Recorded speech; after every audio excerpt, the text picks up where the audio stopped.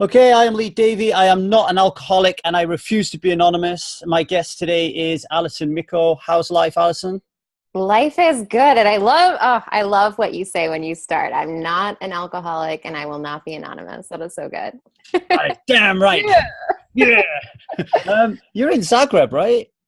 Well, no, I'm not in Zagreb right now. I'm in Croatia, though. I'm in a little island called Lošinj Hmm. in a little bay called Veli Lošinj. It's Oh, about 1,000 people when it's busy. I have a Croatian friend and they tell me that it's a very beautiful place to visit. It's heavenly. I never really realized how beautiful it was. My boyfriend's from here, so Uh, the entire time I've known him, has been talking about it. And I came for the first time a little over a month ago, and it's just teal water, just like crystal clear. The people are so nice. It's a different world, and I love it. it's good to speak to you. I've been listening to your podcast for a long time. I don't know how I come across it actually. Oh, yeah, yeah, yeah. Same as all my podcasts. Someone who is in my community, Michelle in my community who suffers from anxiety, who's done absolutely great, fantastic self-help work to get herself off medication, off booze. And it's like, she still has anxiety issues, but nowhere near like she used to. And she said, you need to check out this young lady, Alison Micco. She's like crushing it over at the Don't Freak Out podcast. So I went over there and I was like, wow, she really is crushing it. And I really enjoyed it. And it was a surprise when you turned around and was like, started talking about your sobriety, because I Yeah. wasn't expecting to find you talking about sobriety as such. It was more like, oh, she's going to be talking about anxiety. So before we get to the sobriety, we'll talk about that. I want to talk a little bit about anxiety. And I was Yeah. reading on your About Me page, you said, when I made the commitment to releasing my attachment to fear, stress, and anxiety, my life opened up in the most beautiful ways. Okay, so what I'm interested in is, what did that commitment look like? You're talking about a commitment here, so what does that commitment look like, and how did you release those attachments? I know it's a very big question to start off with, but why the hell not, right? Exactly. Go big or go home. Go. Uh, So I think that's a great question. Before I answer it, I have to talk about what my previous commitment was like, because Hmm. I struggled with anxiety for years and I never in a million years thought I would get over it. And I never, ever, ever thought that I would be someone that talks about it or has a podcast about it or anything like that. I was so hopeless in it. Hmm. And when I talk about my commitment was to fear and to anxiety and to just constant worry. And I always like to start with this because I think many people with anxiety feel the same way I felt, with that hopelessness, Hmm. because, they see me now and they're like, oh, it probably wasn't that bad for her. But it was very much, sleepless nights, waking up in the middle of the nights with panic attacks, waking up in the morning dreading the day, panic attacks, worrying throughout the day, just everything. And my commitment was to living in fear. Mm. And when I talk about my commitment now is to seeing everything that I'm presented with in a very different way. And I talk a lot about how to incorporate a spiritual philosophy into our practice because I think that's key. And I teach from a text called A Course in Miracles. And one of the foundational principles of it is that we detour into fear because we believe that we are separate from a higher power. And that's very true. For me, especially when I was in it, I really did not feel safe. I did not feel supported. I did not feel guided by anything Hmm. other than fear. Fear was my God in just so many ways. And the shift that I needed and the movement from that one commitment to this new commitment that I have is the commitment to seeing the world through love, through a connection to something greater than myself.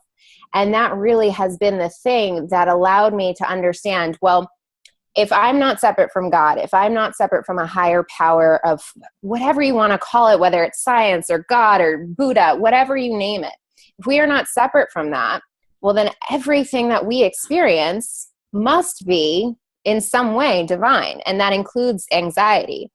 So when I understood that suffering that I was going through was not arbitrary or a curse or anything like that, I was forced to look at it in a different way. So when I talk about my commitment now is to seeing everything that I'm presented with from this new perspective of love. And what that did for me was that allowed me to look at every manifestation of anxiety, whether it was social anxiety, whether it was my relationship to alcohol, whether it was a panic attack. It forced me to see that and say, well, what is the wisdom here? What is the guidance here? And through doing that, I was able to actually reassess why that was coming up in the first place, which we can get into in a bit because there's so many contributors. Yeah. But it forced me to see these things in a different way. So the commitment to it is really the understanding that I am the one that is ultimately going to dictate how I interpret my experiences, even my fearful ones. Mm-hmm. And I try to live my life by allowing myself to be led by something that seems joyful for me, that seems loving for me, and choose to live my actions, live my thoughts in alignment with that. And it's interesting because you can read this, you can understand it philosophically, but it's experiential. You really have to do it daily, show up for yourself daily, and taste that as often as possible in order to really understand what that means. So making that commitment to self-care really is the biggest thing that you can do for anxiety, because when you're struggling, you know you're in commitment with fear. But when you're feeling freedom and when you're feeling liberation from it, you know that you're making decisions that support your best interest, whether that's meditation, which is a really big practice for anyone with anxiety. I can't recommend it enough. Mm-hmm. Whether it's therapy, whether it's nutritional therapy, whatever route you're taking, understanding that being led by something that allows you to experience fear differently is what's going to invite that shift in, which is kind of cool because it makes everything like a little experiment. Yeah, it's like when people quit drinking alcohol, they have all this time on their hands. It's like, oh my God, what am I going to do with it? And it's boring. I got nothing to do, so I'm going to drink again.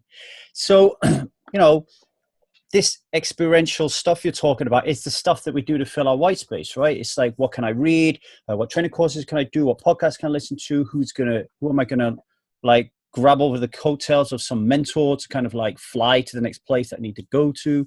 I think that's hugely important. Something that come up for me, you were talking there about how you said that your commitment prior to your new commitment was fear and anxiety.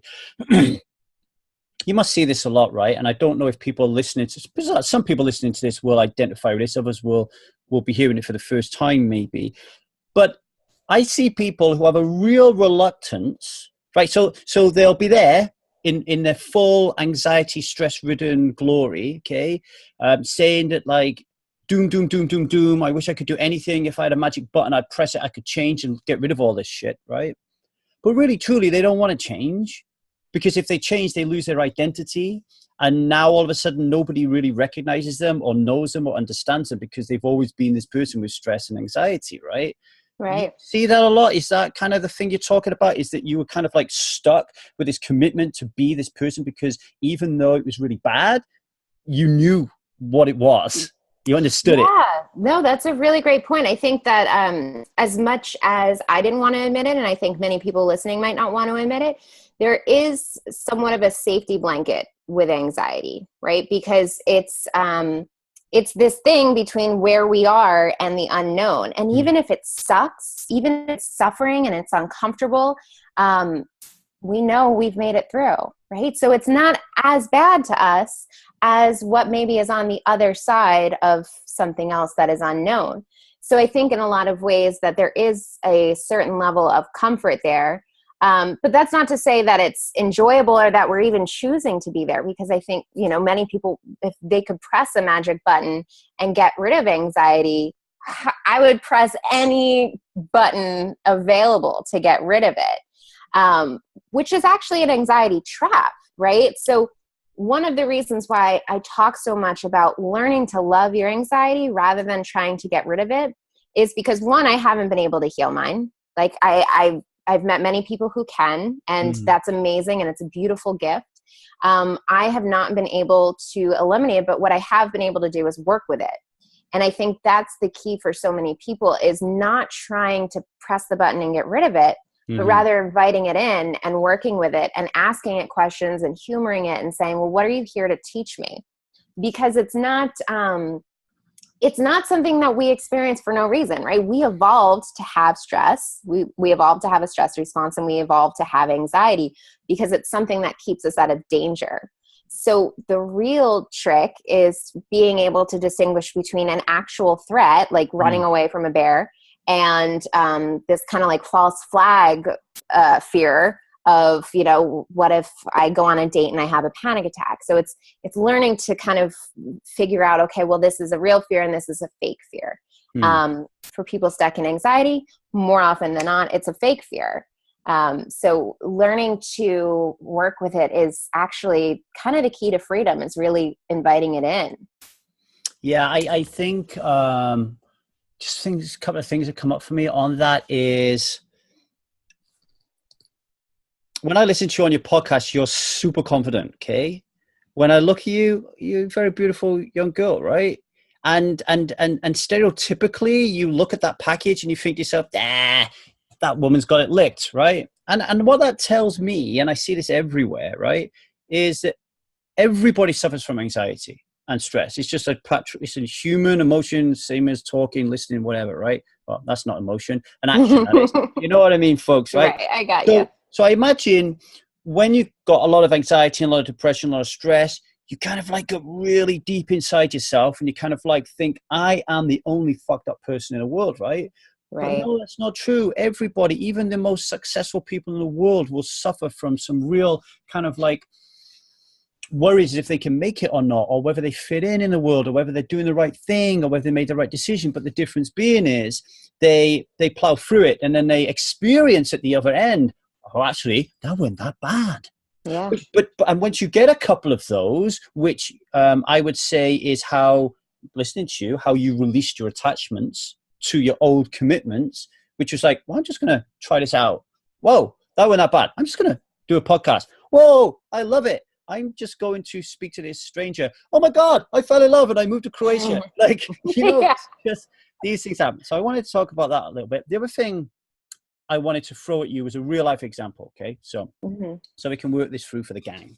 So I have an online training course right now. Okay.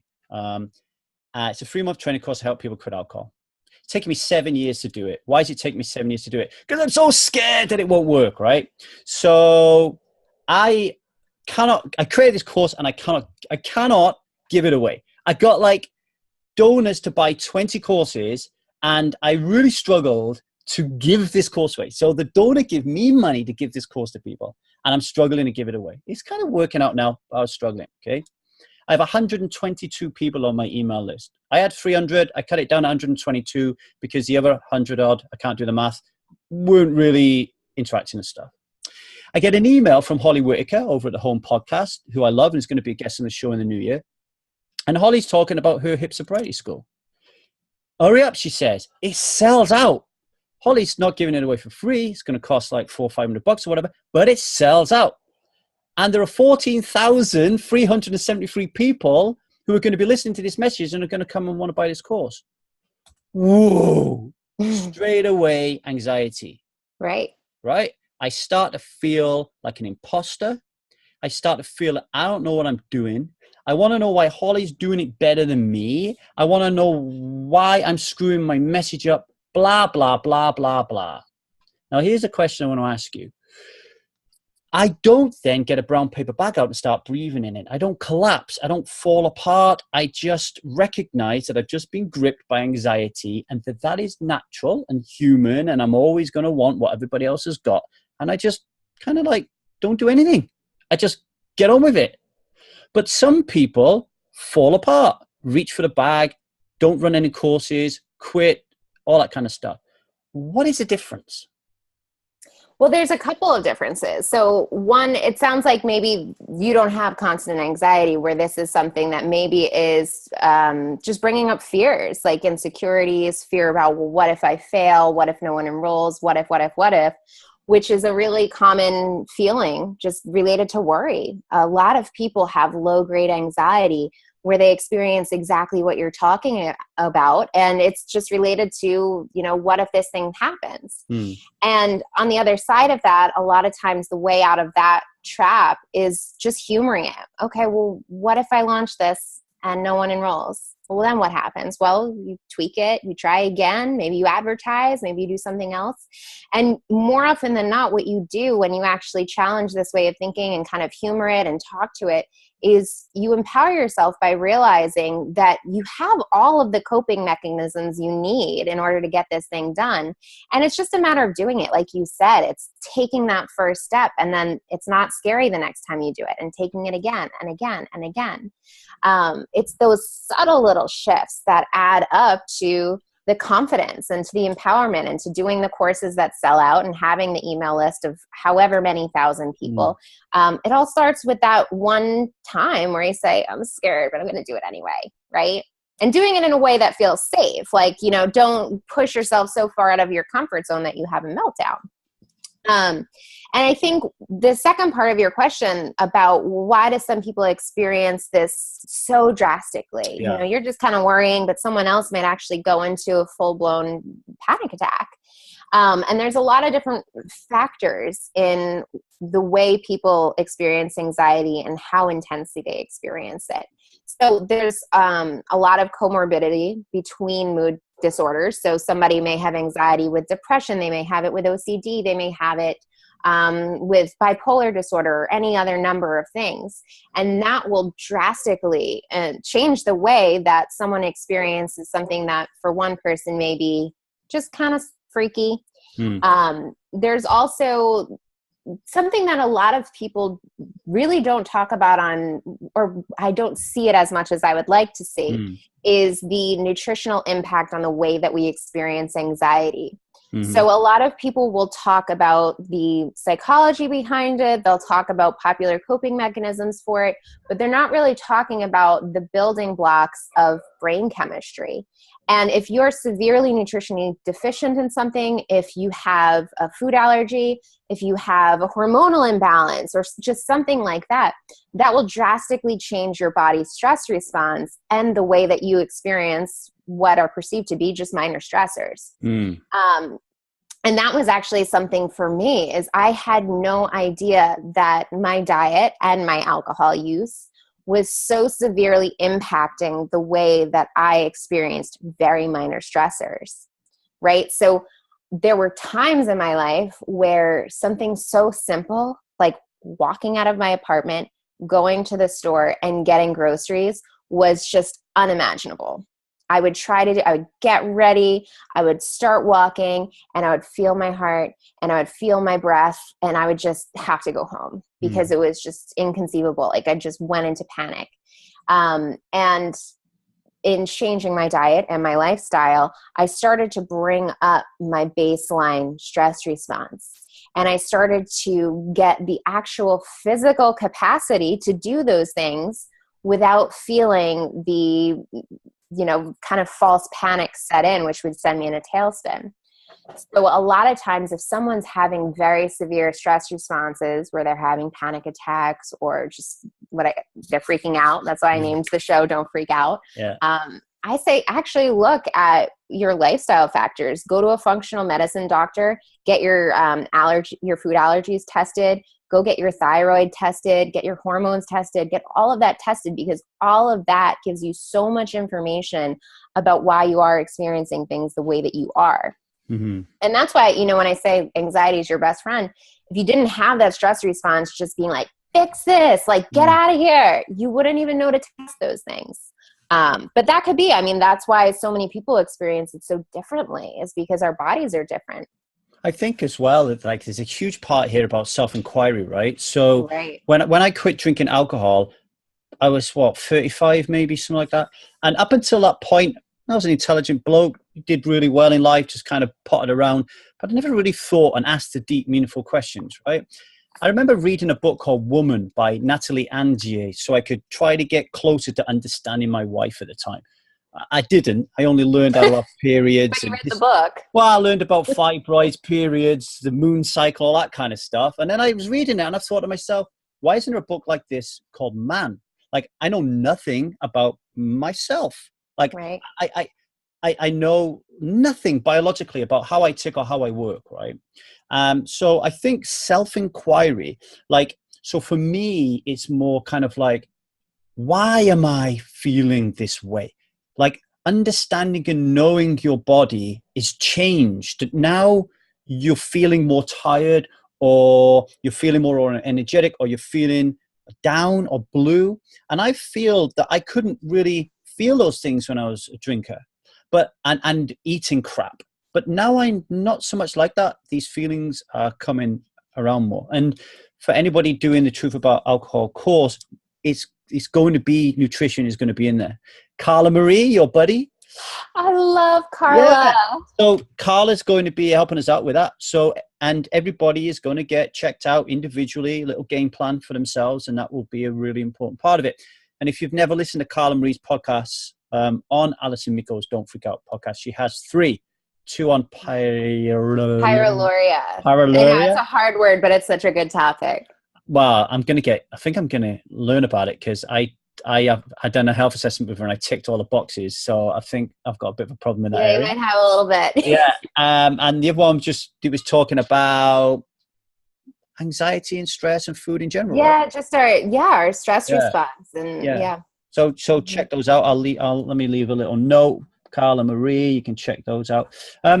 So yeah, I think the nutritional aspect of it is super duper important. And I think everybody, I talk about this a lot, you should really get into understanding what is right for you, not these fad diets that like are generic for the whole human race. We're all different. And listen to the Jolene Parks interview and the Carla Marie interview, the 2 interviews prior to Alison, because we talked about nutrition. All right, I just want to touch upon this believing in something that is bigger than you, right? Because you said that was a huge part of your journey. My wife is a Course in Miracles student. I've seen the size of the thing. I always said I was going to read it, but I never got around to. Intimidating. Yeah, I went to Agape Spiritual Church Sunday. What day is it today? Monday, yesterday. And I like going there when I'm in California. I like listening to Michael Beckwith. I'm not religious. I'm not spiritual. I don't know what I am. But I know that when I go to Agape, I leave feeling really good. And I feel like I'm more knowledgeable, educated, and my energy's better. But I found myself while I was there on Sunday getting really angry and annoyed at some of the people who, God bless them, were like just really expressing themselves. Like people going, "Oh God, hallelujah." And in one sense I'm thinking, well, good on you to express yourself. But on the other side of it, there was something which must be deeply societal, conditioning orientated, which I'm looking at, I'm thinking, that's putting me off, right? So I know a lot of people who are religious, I guess, can think about a higher power because they've got God, right? People who are spiritual can think about a higher power. They can think of the universe. But what about people who don't really spend any time thinking about either of them and are actually quite cynical about it? What advice can you give to people in that respect? Well, first of all, I love that question because I've been in the spiritual community for over 10 years in New York City. And I've seen the like, oh my God, Jesus, or like the whatever universe. And I am kind of allergic to it, right? Like I've never been one to be like rah. So I totally get what you're saying. I think that's why I always talk about seeing a higher power of your own understanding, right? Because if you feel great in community, maybe that's your fill. If you just want to do meditation because you want to have 10 minutes to just check out, then that could be your practice. You know, you can see God in conversation with others. You can see it in hiking. Like it could just be something that you discovered that allows you to touch that space of consciousness. I think that's a really great way to understand it, just in the context of like, what is consciousness? What is this thing inside of me that I know is inside of you? Mm-hmm. You know, when we close our eyes at night, we all have that same inner experience that it's so indescribable, really. Like the only way to touch it is by being able to find something that lights that up. So I think that it is mystical in the sense, like, how do you describe something like that other than being able to interact with things that bring that out in you? You know, for years, I was just a big hiker. I would travel the world and hike. And like, that was the only way that I ever felt peaceful, right? And it always reminds me of John Muir, where he was like, I'd rather be in the mountains thinking about God than be in church thinking about the mountains. And I think like that's a good way to understand it, is like, what is that thing that just you get and that gets you, and letting that be your practice. Because also like I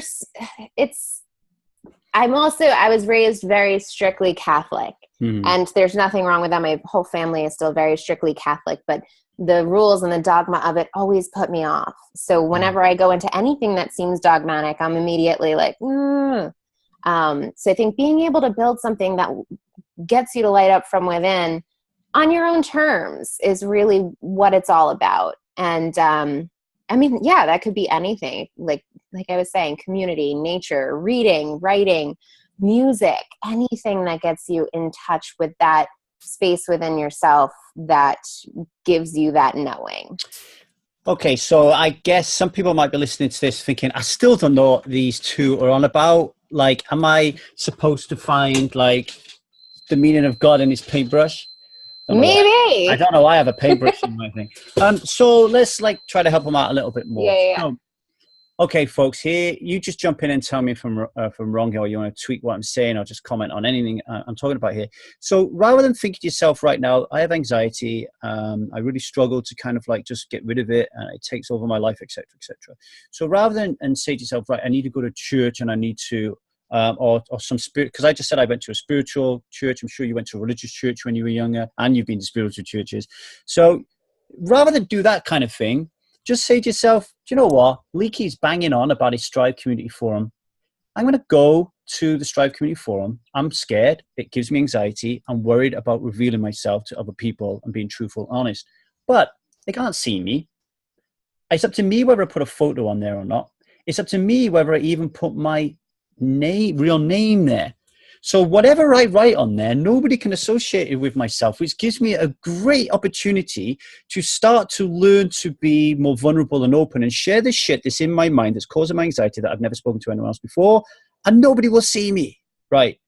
Once you do that and people respond, okay, that to me is when you will start to realize that it's more than about you.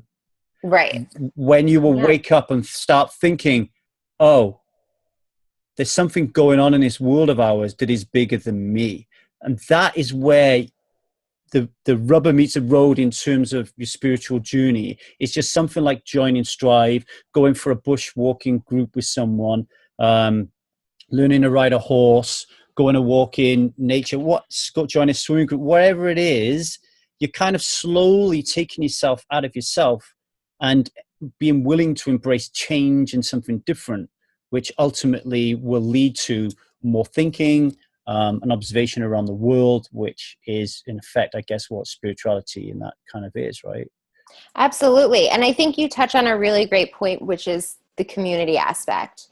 And I'm glad you brought that up, because I think if there's one thing that is pretty universal with people that have anxiety, even low-grade anxiety, like when I talk about constant worry or things like that, it's the feeling of loneliness and isolation, even if you are surrounded by people, right? Because we are not open about what it feels like inside our heads. So we could be sitting at a table with 20 people, listening to them talk, being there, but in the back of our mind, it's like just explosions and firecrackers and craziness. And I think being in a community like what you're talking about, where you have the opportunity to speak from within, speak your truth, and know that you're not going to be judged, and that you're amongst people who have also been through exactly what you're going through, is massive.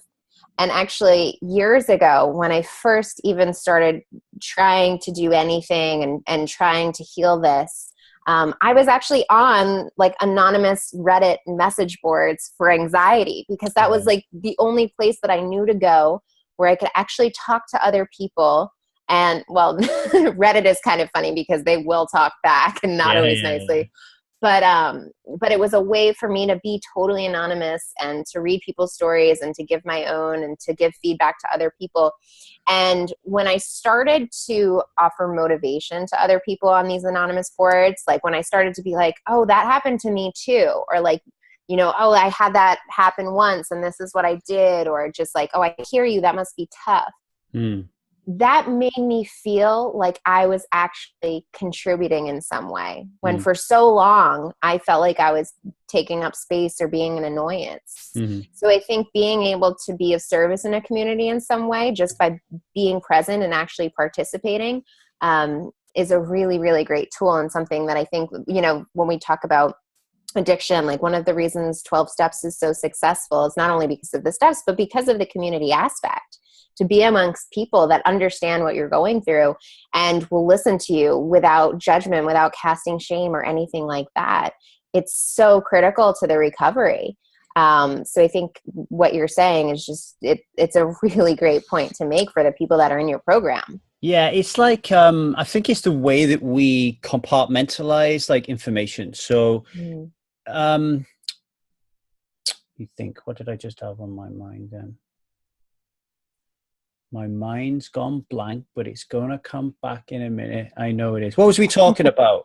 We were talking about community and how to experience spirituality. Oh, that was it. Yeah. So people when their marriage is breaking up, right? So someone's marriage is breaking up. They decide as a last gap effort to go and have therapy. Right. So we view therapy as a way to prevent your marriage from self-destructing. We don't view therapy as a tool to improve an already existingly vibrant, beautiful marriage. We don't think like that. Equally, when we look at community and serving and just saying, wow, I actually want to kill a load of people today, and I don't know why I feel like that, and I feel quite weird that I do want to kill someone. By saying that, you don't actually believe you're helping anyone, but you are, because we don't believe that telling our stories is a tool. We look at a community forum or listen to people like Alison and myself and go, oh, well, they know how to quit alcohol. They have answers. They can give us a roadmap, a blueprint. Yeah, maybe. But part of that blueprint and part of that roadmap is somewhere along the line, me and Alison actually went on air or something like this and said, do you know what? I'm a complete tosspot. I think about myself all the time. I'm selfish. I have these weird thoughts in my head that sometimes I like just break all the taboos of the world that I don't really normally talk about. But fuck it, I'm going to just talk about it. And then suddenly someone says, oh my God, I'm like that totally. Right, you've just helped that person. Just by sharing it. And that is much better than you trying to give them a 10-point plan on how to quit alcohol. I know. Oh my God. Thank you. Because you know what? It's like, there is no 10-point plan to quit alcohol, just like there's no 10-point plan to completely get rid of your anxiety, which is why I tell people, I'm like, I'm not going to help you heal your anxiety, and don't listen to someone who says they will, because it's different for every single person. And it's funny that you said that, because when I started this show, I didn't see myself as like a leader in this or anything like this. I just was someone that had found relief from it. Never in a million years thought I was going to, and wanted to talk to the people that helped me and share that. And I remember when I did my first sobriety episode, I had Holly Whitaker on, who completely changed my life. The way that she talked about addiction recovery got me sober. So I was so excited to have her on, but at the same time, terrified, because I really wasn't vocal about sobriety. It was something that I still had shame about. Like I was still very nervous to be out in the open about it. You know, what is my boyfriend's mother going to think? What is this person from high school that I haven't talked to in 15 years going to think? Like all of these crazy thoughts, you know, really freaking me out. But I did it anyways, just by the grace of God, or by just blind going for it. And it ended up being something that I became super vocal about, because so many people like more people than I've ever had email me ever started reaching out saying, oh my God, I feel that way about alcohol too. Like I thought about being sober, but it freaks me out. Or like, I just had so many people being like, I feel the same way. And I think that wouldn't have happened if I wasn't able to be like, listen, I'm going through this and I don't even know how to get out of it, but this is what I've been doing and it's kind of working. It helped a lot of people. And I think we all have that within us to just be honest about what we're going through. Want to feel safe, of course. You don't want to give yourself a panic attack by being honest. Yeah. But it really does help to change the way that we talk about things. Yeah. And my most recent episode was about breaking the stigma of mental illness because we don't talk about it. We suffer in silence. Someone has cancer, we have ribbons, and we're more than willing to talk about them and have walks. And we don't really do that for anxiety. We don't do that for depression or bipolar or anything like that. It's very much like, oh, I'm sorry, I don't really talk about that, which makes people think that they're alone, that they're broken, and, just it makes them suffer even more. So, well, that's a good segue into Diane, who's a Strive Community Forum member who said that she used to suffer from anxiety and in the UK, and she was pigeonholed as a mental illness. And now when she goes to do life insurance or try to get travel insurance, it actually costs her more money because they think that she's mentally ill because she used to have anxiety. That must be really difficult because then people listening to this would probably be thinking, well, screw that. I don't want that on my record. Right. Is that something that's come up in America as well? Well, I mean, I don't have much personal experience with it because, well, the insurance industry in America is very heated and strange right now. But I can't imagine how difficult that is to feel like, to seek help will mean that I have some type of consequence down the line. It's devastating and it's something that needs to change. It definitely needs to change here in America where we have a crazy health insurance situation, life insurance situation. But I mean, as far as insurance goes, I don't really have an answer for that, but I can imagine that would be a big trigger for a lot of people feeling like, oh, I'm trying to get help for this. And if I do, there's a consequence. So I think for, if she's someone that's seeking help, look for alternatives, seek to educate yourself, seek to do the best that you can to understand what it is that you're going through, what makes up the experience, what you can do to find relief. And maybe if it comes to it, if it's within your capacity, going to clinics that you can go throughout without insurance or something like that, psychotherapy that isn't going to diagnose you.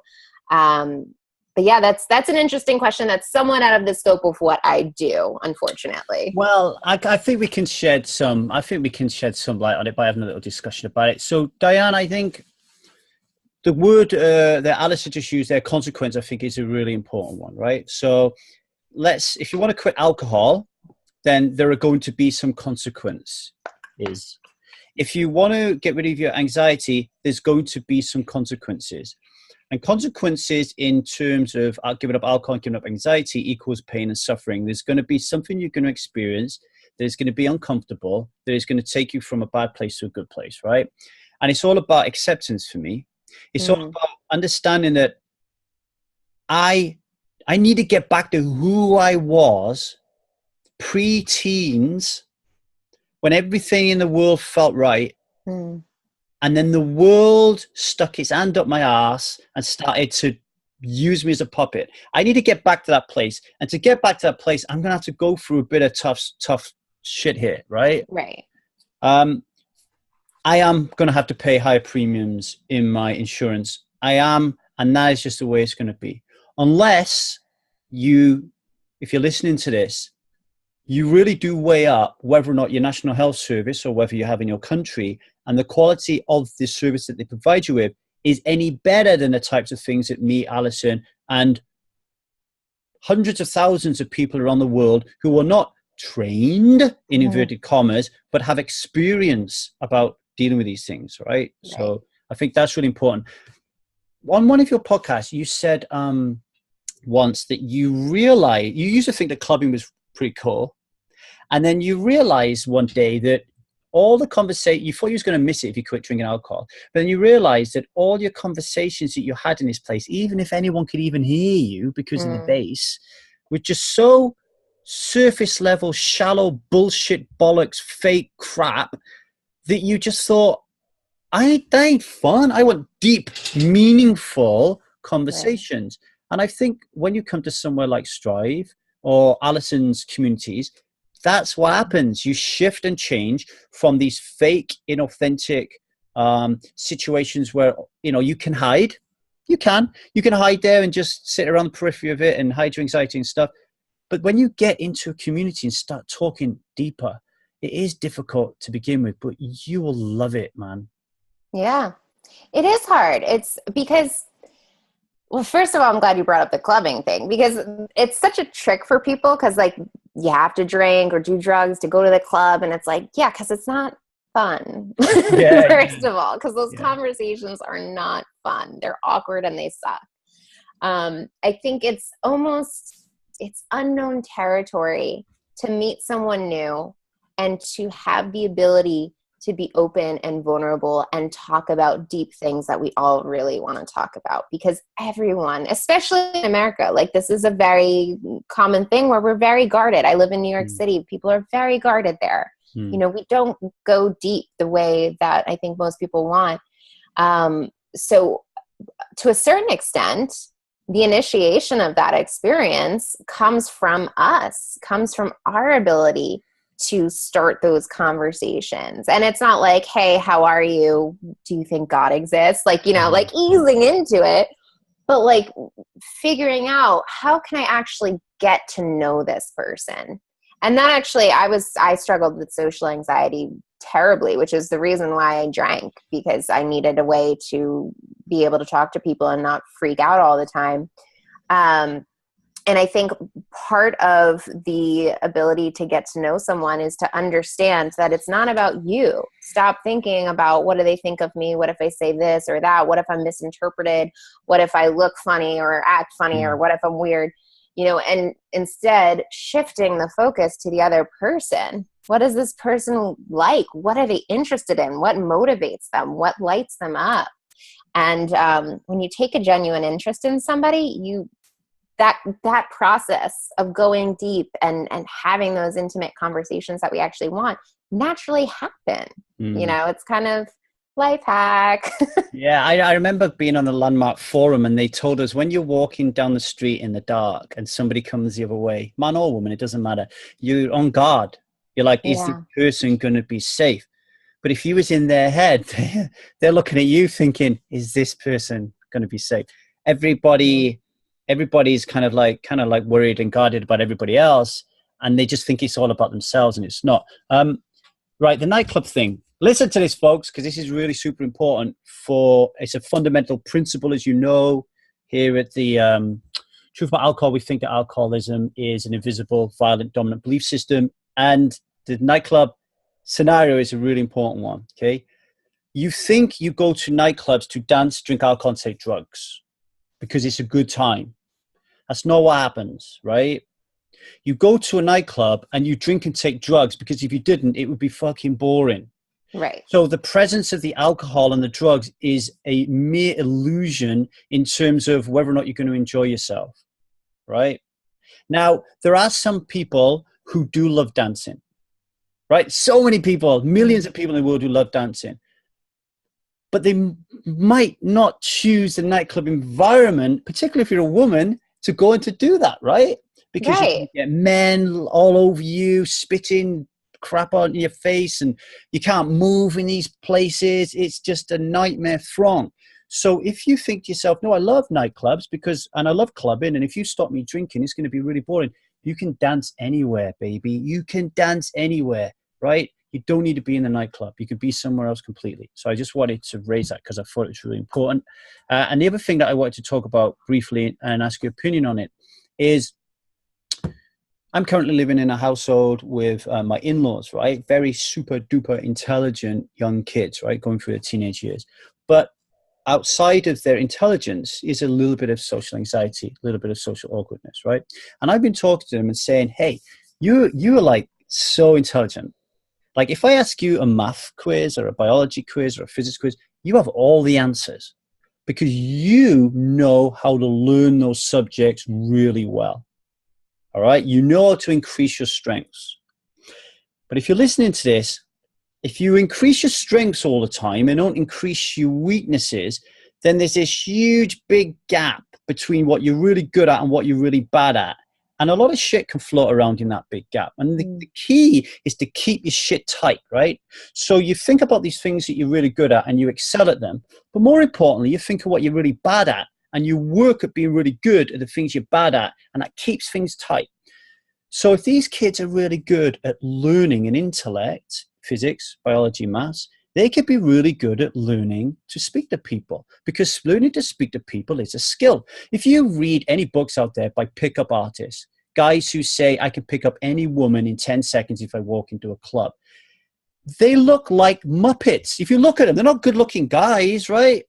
They actually heighten their oddities, I've heard. Yeah. They know how to communicate, which is a skill. So even if you are fearful of the world, you can still buy a textbook, read it at home to try to improve your skills. And why is that important? Alison said, you don't just walk up to someone, you want a deep conversation with them and say, hey, does God exist? Oh, I do that, but not everybody should do that. You need to find that in. Right. And right. I agree. It's a skill just like anything else. And it's, we tend to magnify our weaknesses by saying, I'm so bad at that. I will never get good at that. I suck at that. I'm horrible at that. And what we do is rather than try to build that muscle up, we avoid it completely. But like you're saying, especially the social aspect of it, social fluency, it's just learning a new language, right? It's just learning a new skill. And the way to get good at it is to do it time and time again. And everyone is different. You know, I've met super confident people. I've met really awkward people. I've met really funny, hilarious people and very dull people, right? There's so many different types of people, but that doesn't mean you can't talk to them and have an enjoyable conversation with them and really learn from them. Yeah. So I think just learning how to talk to different types of people is a skill that we get by talking to different types of people. Totally agree. Two-pronged attack. First one is experience. You're never going to get any better at anything unless you experience it.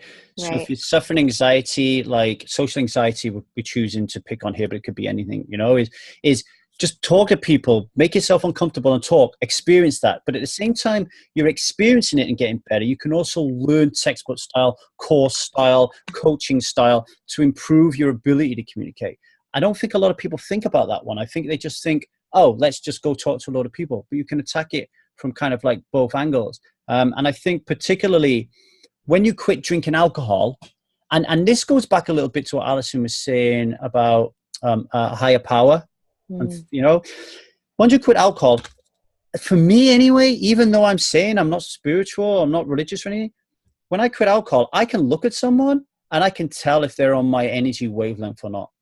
I don't even know what that means or how that works, but I know within a split second whether or not I want to spend time talking deep with someone or whether someone's just not going to be on my wavelength. And it's the same when I choose podcast guests. It's very, very unusual for you to listen to me talking to someone I don't get along with, but I've never met any of these people. How does that work? It works because you're drawn to energy, and that energy manifests itself when you quit drinking, eating shit, and get out of your own head, you know, and it all takes time. I'm glad you, I'm in Croatia, like 20 minutes from Nikola Tesla's hometown. And I mean, you know, Nikola Tesla, and he's always like, if you want to know the secrets of the world, think in terms of energy and frequency. And it's true. I think that there is something very true to that statement. And when we surround ourselves with a certain energy that we want to align with, we do naturally we attract that because we're looking for it. And I want to go back really quickly to the social anxiety thing, because since this was something that I struggled with, I don't want to like trivialize that struggle or make it sound really easy. Like, oh, you have social anxiety, go talk to somebody. Like, go read a book. It is difficult. It is hard to get over. But you did make a good point, which I really want to emphasize, is like maybe the first step is just getting that book, How to Win Friends and Influence People, or reading blogs about it, or doing something where you're just starting to learn about it.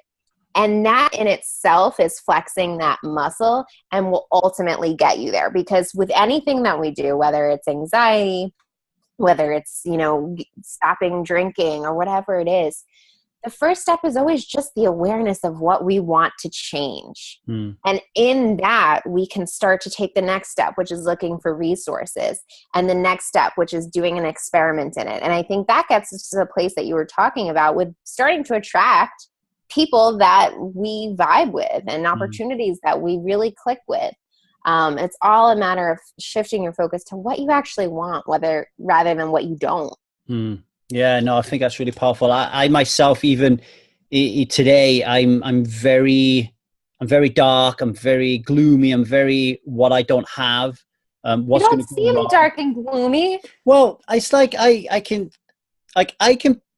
be, all my friends will be around, and I'll be the center of attention, right? I'll be telling jokes, making everyone laugh, have a good time and stuff. I'm obviously got some get up and go with me because I quit my job for 20 years and then created what we've got today to help people change the world and stuff, right? But when I'm on my own, like when I'm in my own time, I'm not thinking rainbows, unicorns, and pots of gold. I'm kind of like worrying about stuff and worrying about I'm going to help more people, and I'm thinking like, why is it that when I went to church yesterday, I was judging somebody? So all those questions for me, I love, and they're very interesting, but they're not, a light isn't cast on them. It's more kind of like grayish dark to me. Right. And I'm cool with that, and often when I post on Strive and share my thoughts and feelings, people's initial reaction is, oh, I hope you're all right. Is there any way I can help you? And it's like, no, I'm just telling you how I feel. I'm cool with it. Yeah. I'm cool with it. I just want to just share it. It's right. Interesting. It's true because, you bring up a really great point, which is that we like glorify certain emotions and demonize other ones.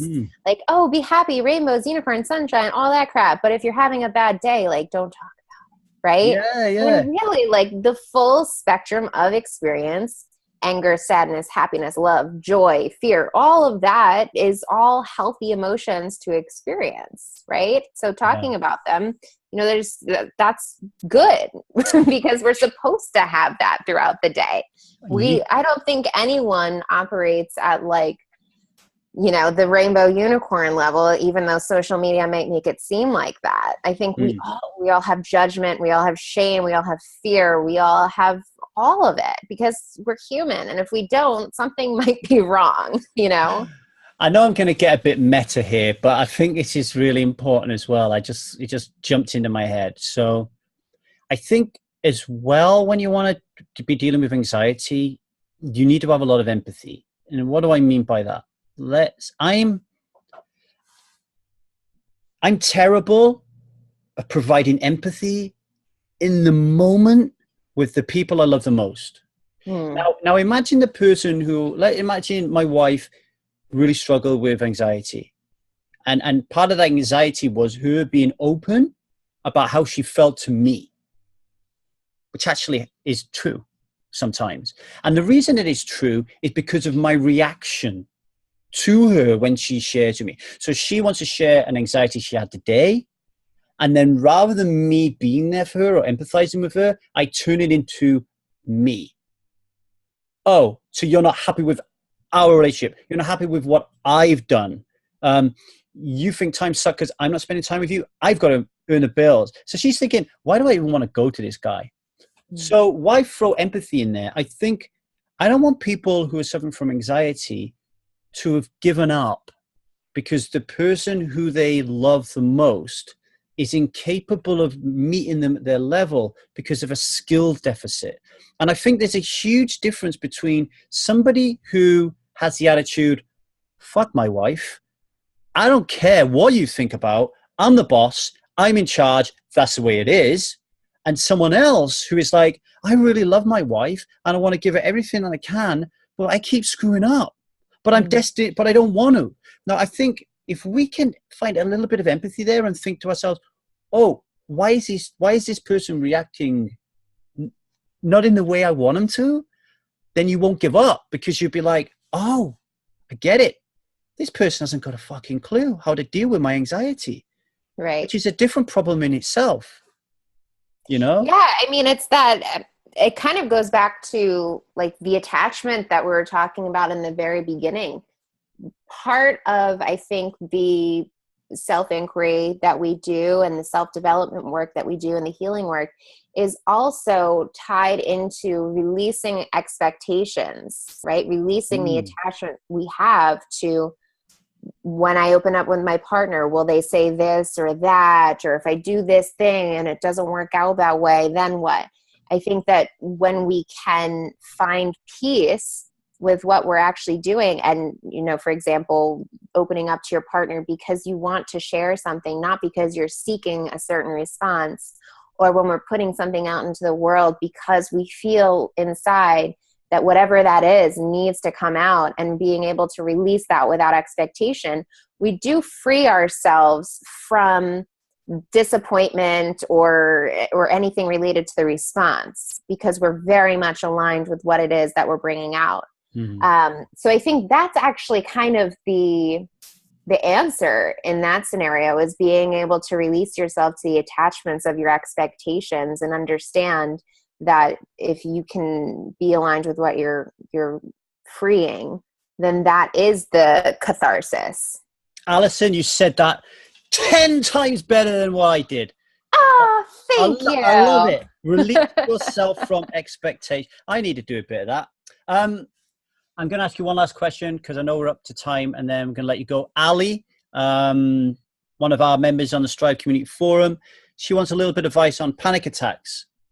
She's had panic attacks in the past. They've kind of like really kind of like screwed her over, and she feels some more in the pipeline ready to come on. And she just wanted to know if you got any advice on how to deal with them or avoid it. I don't know.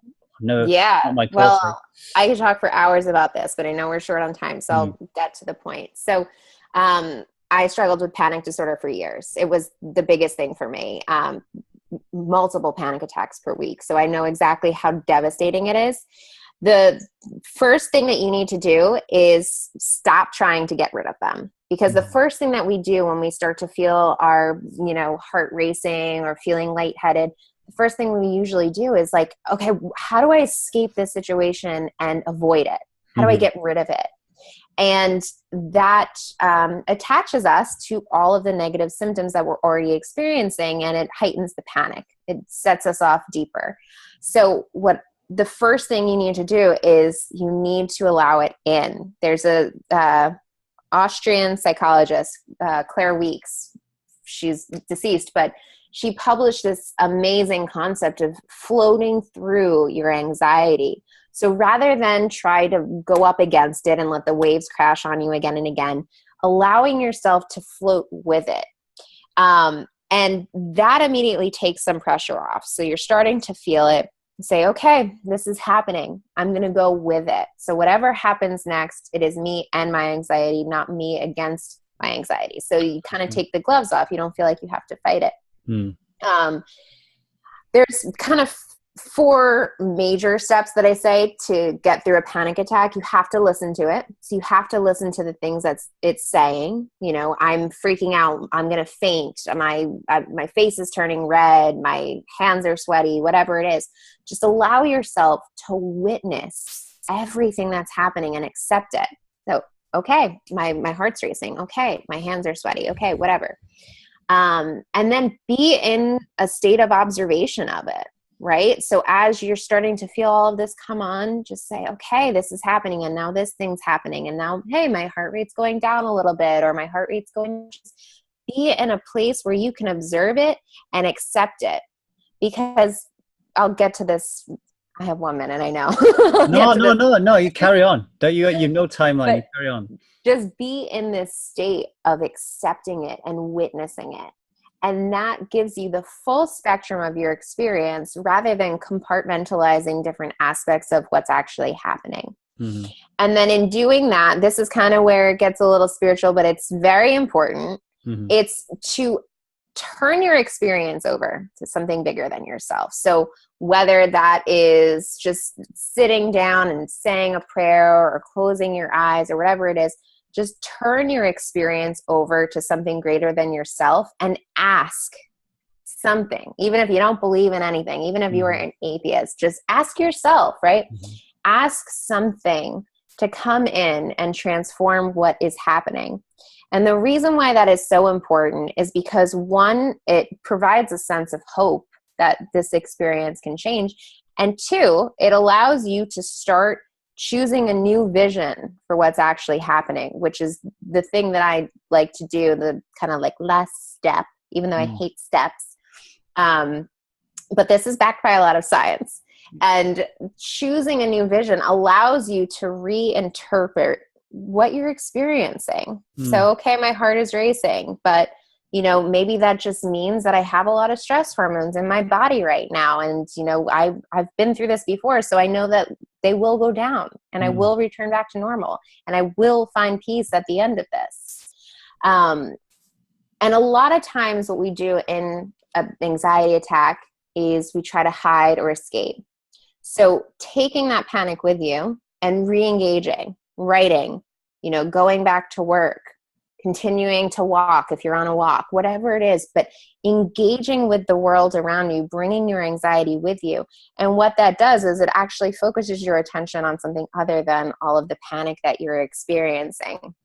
So I know I said that really fast, but it's a process really of just accepting what's happening, allowing it to happen, observing everything that's happening, choosing a new vision of it, and then re-engaging with the world.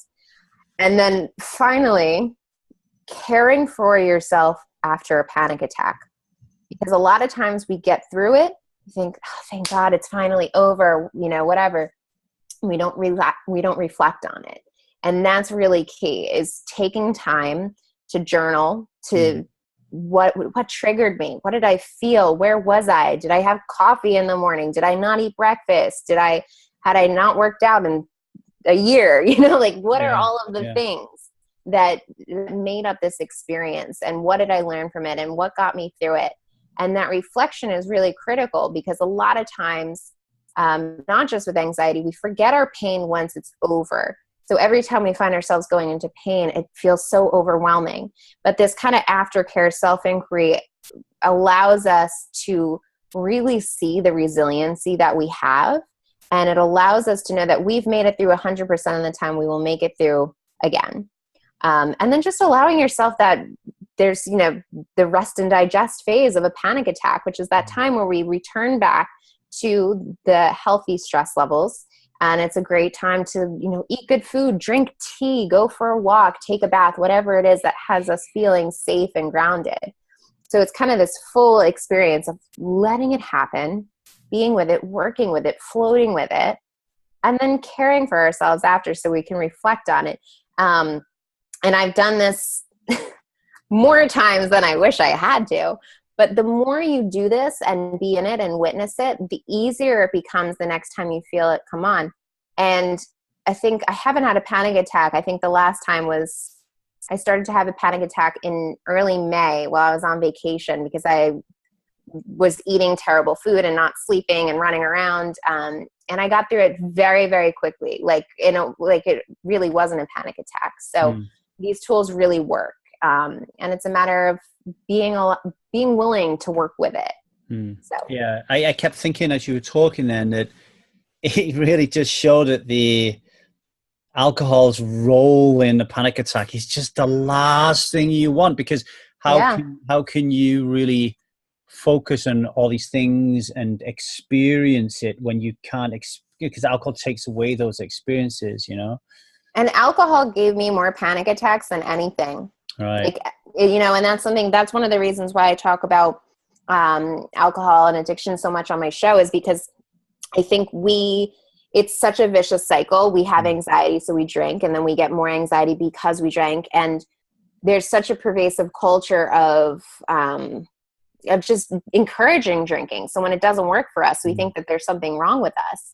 But it really affects our brain chemistry. It a lot of people's first panic attack was the morning after they drank, you know, and that sets off anxiety for years for a lot of people, if not a lifetime. So yeah, I mean, alcohol and anxiety are like BFF.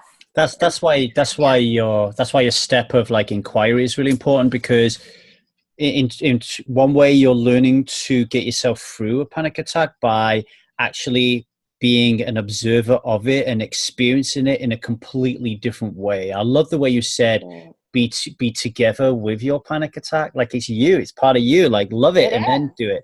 I love that. But the other part is, what is causing this? So the inquiry would be like, okay, I've now looked after myself, and right, let's get to the bottom. Where was I? Who was I with? What time of day was it? How was I feeling emotionally? You know, what was going on? So you can attack it from that point of view as well. I also, when I was listening to you go through that little process, was like, yeah, I totally get why she calls it the Don't Freak Out podcast now. Yeah, because you freak out all the time. Yeah, because then you can't have, you've got no control then, right? Yeah, because I used to I actually kept a little journal with me, and I would just start journaling every single thing that was happening because I was really in constant anxiety. And that's why I say the aftercare of a panic attack is so important, because if I wasn't actually writing it down, I would forget everything. But I started to see that there were a lot of triggers that I had no idea were a trigger for me. Yeah. And it was in writing it down that I was like, oh, again and again and again. And it really, that's the thing that helped me fix everything that was happening. Alison, thank you for being a great guest. Thank you for taking your anxiety and really thinking to yourself, I'm going to share this with the rest of the world. I think your podcast is fantastic. Everybody should listen to it. You get some great guests on there, great topics, talk about alcohol a lot, which is good for people listening to this podcast, and really kind of doing something about it and getting yourself out there and making a difference in the world. I really appreciate it. Thank you very much. Thank you so much for having me on. I love everything that you're doing. I think it's so important. I mean, we need to change the conversation around alcohol. So it was an honor to be on and to talk. Thank you. Thank you.